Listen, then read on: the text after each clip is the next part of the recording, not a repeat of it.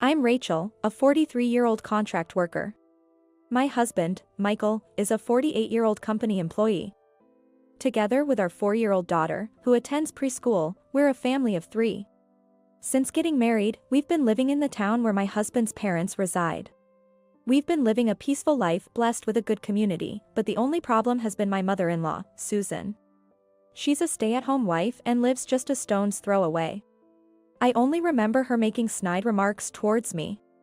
Looking back, she was the only one who urged us for grandchildren when we first greeted her after our engagement. Please show me my grandchild's face as soon as possible. At that time, I was nervous and wanted children myself, so I think I just nodded along. It was somewhat expected, given we live in a rural area and she's elderly. But after the marriage, her snide comments became more frequent, and her demands for a grandchild intensified.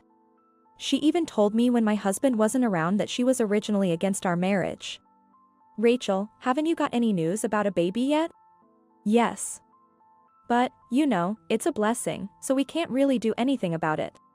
That's what young people say. You can't afford to be so leisurely, given your age. Right. After all, I was against your marriage. I didn't say it at the time because Michael stopped me. When we got married, I was 35, which seems to be the reason for her opposition. She didn't like the idea of me possibly not being able to have children or having a late pregnancy.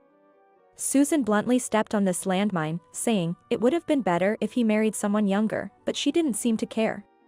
Indeed, I'm not young.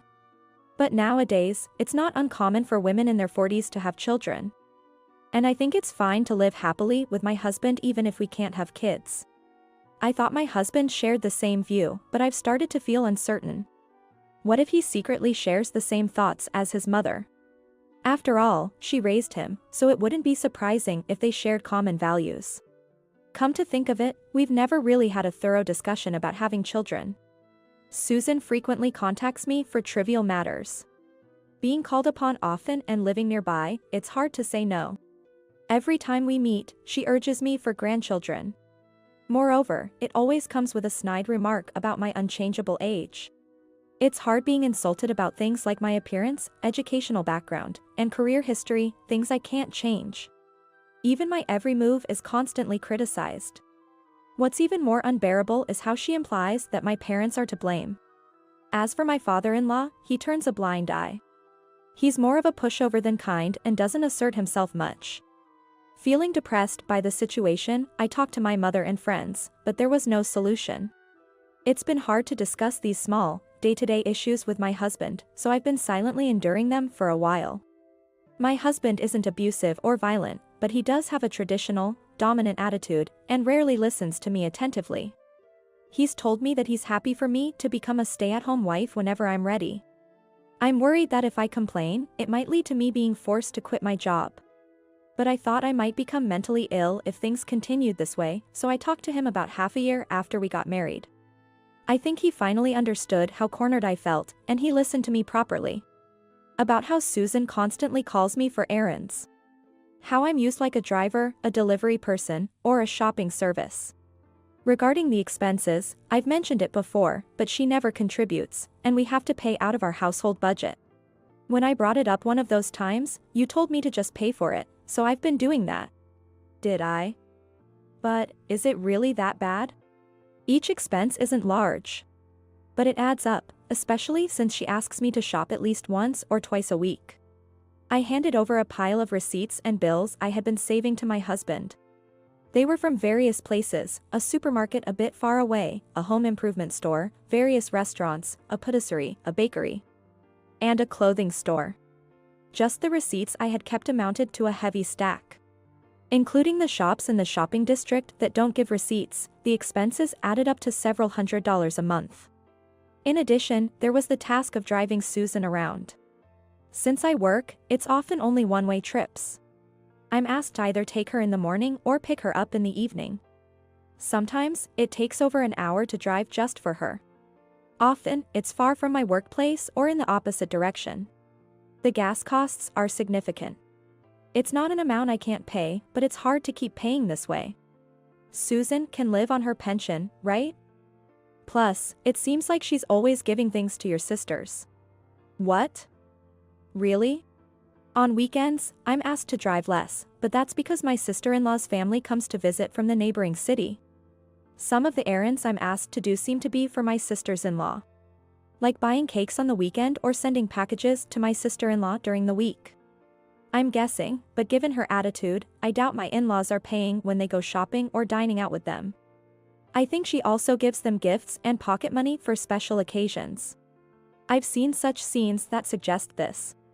But, you know, what really hurts isn't about the money. I told my husband, summarizing what Susan had said. I revealed everything, including the fact that she was against our marriage in the first place. That she said my husband must have wanted a younger woman, and the constant snide remarks. My husband was silent for a while before apologizing. I'm truly sorry. He then spoke sporadically. He wanted to marry me, and the reason was certainly love. He had no complaints about my age. His mother did express reservations before our marriage, but he strongly protested and she stopped opposing. He had no idea she was harassing me in such a malicious way and found it unforgivable. As for having children, he did want them and had even done some research. We've been married for half a year, so how about we see a doctor? I'm not insisting on it, though. We don't have to go. And we can think about it based on the results. Having children would be wonderful, but our life together is just as happy. I want us to stay together. I was already crying by then. As I sobbed, my husband continued, soothing me. He would talk sternly to his mother. I could refuse to do the shopping and driving since I had a job. He would check with his sister and talk to his mother, but not because he doubted me. He just wanted to hear their side. He trusted me and believed everything I told him. I'm sorry. I can only apologize, but please forgive me. And he asked me to consult him if I had any troubles in the future. Since then, the attacks from Susan have decreased.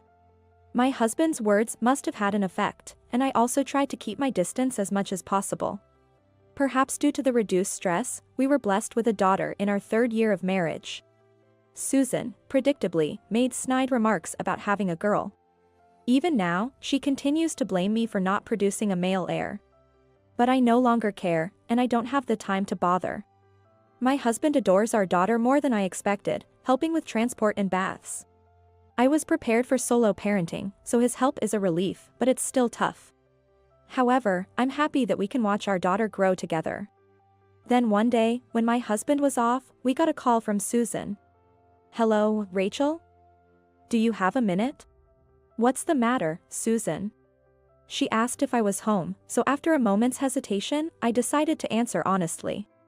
Today, being Michael's day off, we were on our way to Costco. Oh, perfect. We're also heading there. Let's meet up. Susan probably knew that we shopped at Costco 2 or 3 times a month when Michael had a Wednesday off. She had mentioned wanting to join us before, so this seemed deliberate. Your parents are coming too. I see.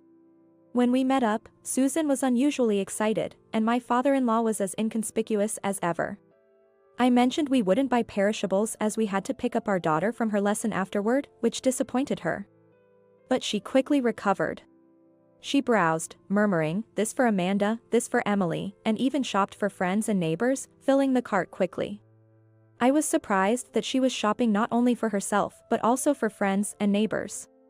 Soon, the cart was filled to the brim, and Michael seemed astounded. As expected, after thoroughly enjoying her shopping, Susan, before queuing up for the checkout, said, I'm just going to the restroom. I'll wait for you at the food court once I'm done. With that, she swiftly left, abandoning the overloaded cart and my father-in-law. Once she was out of sight, Michael and I couldn't help but laugh. We sorted through the items, paying only for our stuff. When it was our turn, Michael told the cashier, please separate the remaining items. They're for the person who's in the restroom. We left payment to my father-in-law, saying, Dad, could you handle the rest? Michaela is waiting, so we need to go. Please tell Mom. Okay, sure.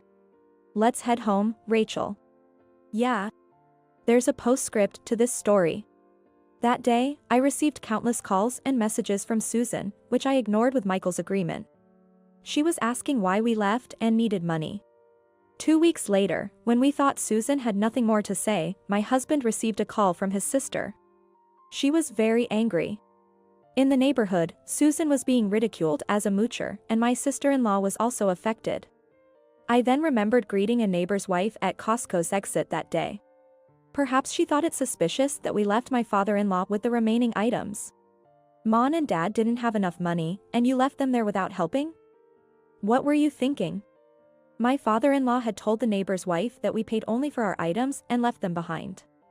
The wife we met is known as the neighborhood influencer.